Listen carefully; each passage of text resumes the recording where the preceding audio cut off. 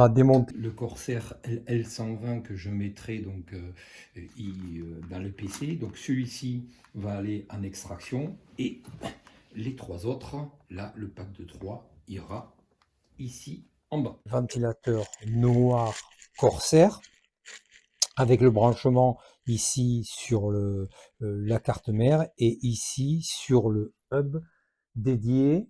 Hop là. Hub dédié.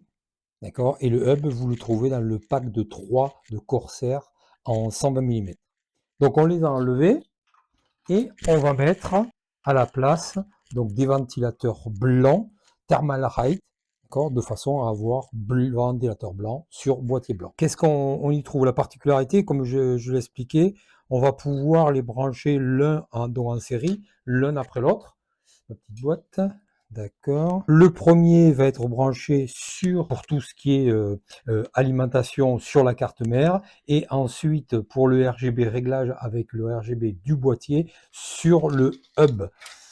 Alors, voilà, le hub, donc ici, le ventilateur, et ici, on va venir y brancher le deuxième, ici, le troisième, pour tout ce qui est en RGB, et tout ce qui est en alimentation va être branché ici, a été branché, et je vais brancher mon dernier, donc le premier ici,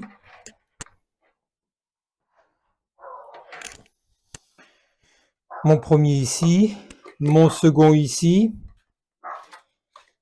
là, et je vais venir brancher mon troisième. Donc je fais attention au câble. Voilà. Alors ce qu'il y a de bien sur ces ventilateurs, donc ces câbles ici plats, donc ça vont nous permettre de bien les camoufler dans le RGB. Et ensuite vous avez vu le câble qui arrive, il va se mettre ici dans les ailettes, là, de fixation du ventilateur, donc ce qui fait que sur le ventilateur, ça reste propre. Le sens, comme vous voyez ici en extracteur, à partir du moment où on a l'extracteur, donc ici, à partir du moment où on a le logo, donc l'air, lui, qu'est-ce qu'il va faire? Il va prendre l'air ici chaud du boîtier et l'extraire pour le faire sortir.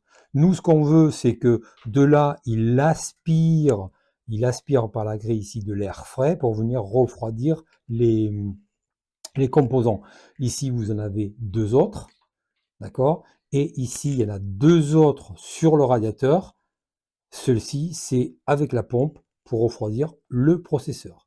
Donc nous, on va les mettre comment? On va les mettre ici, c'est-à-dire le logo à l'envers, comme ceci, de façon pour répondre donc à un de mes commentaires. Je vais venir aspirer l'air frais par-dessous, le faire monter, refroidir. Donc avoir un flux d'air constant. Je monte ici, donc l'air va monter pour ce type de boîtier, hein, va monter là, plus j'en ai deux autres ici qui va rentrer là, et le tout va être aspiré par celui-ci. Donc j'ai un flux d'air constant, rentrer, rentrer, et ici pour sortir. Parce que dans ce type de boîtier-là, je vous mettrai pareil en i la description de ce boîtier-là, c'est j'ai toute l'entrée ici en dessous, mais j'ai rien en haut, parce que en haut, c'est un emplacement où effectivement, il va y avoir ma batterie, bon, mon alimentation. Moi, ce que j'ai triché un petit peu sur ce type de boîtier, pour toujours pareil, avoir un maximum de flux, j'ai la possibilité ici de découper mon avant, de façon à y installer. Ici aussi, j'ai pu y intégrer deux ventilateurs. Par rapport à la grille, donc ça c'est l'arrière du boîtier, la grille ici, j'ai quelque chose en nid d'abeille, donc il permet d'aspirer directement l'air par cette grille. Nous, ce qu'on veut, c'est le flux d'air, un flux d'air frais qui rentre, et l'air chaud va être aspiré par effectivement le ventilateur ici qui va faire une extraction. Je vais pouvoir donc les positionner l'un à côté de l'autre, et le premier est branché, le second est branché sur le premier, et ainsi de suite. Donc je vais brancher mon dernier ici. Donc hop, comme ceci. comme ceci. Voilà, l'alimentation.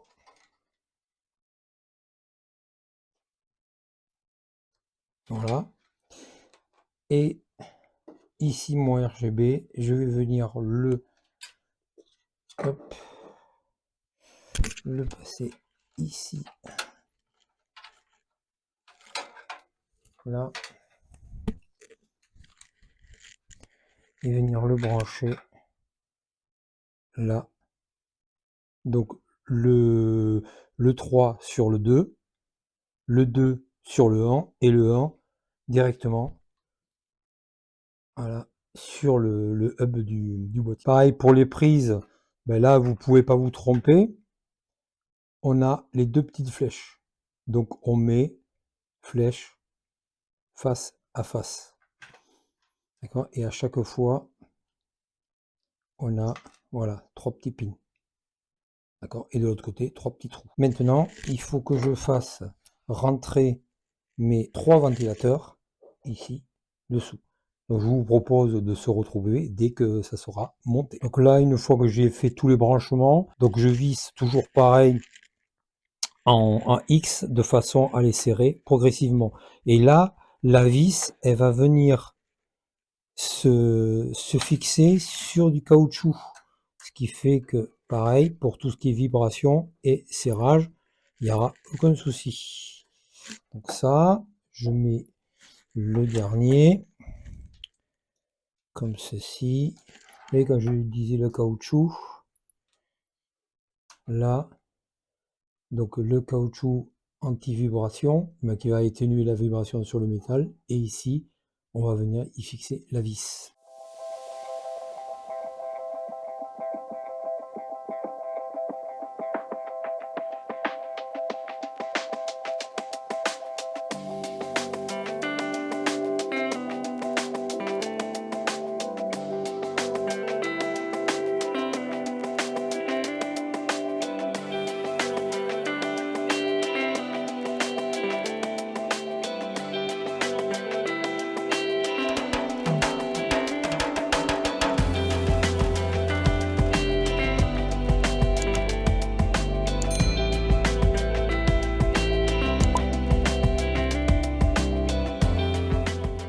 C'était Philippe, on se dit à très vite pour une nouvelle vidéo sur ma chaîne.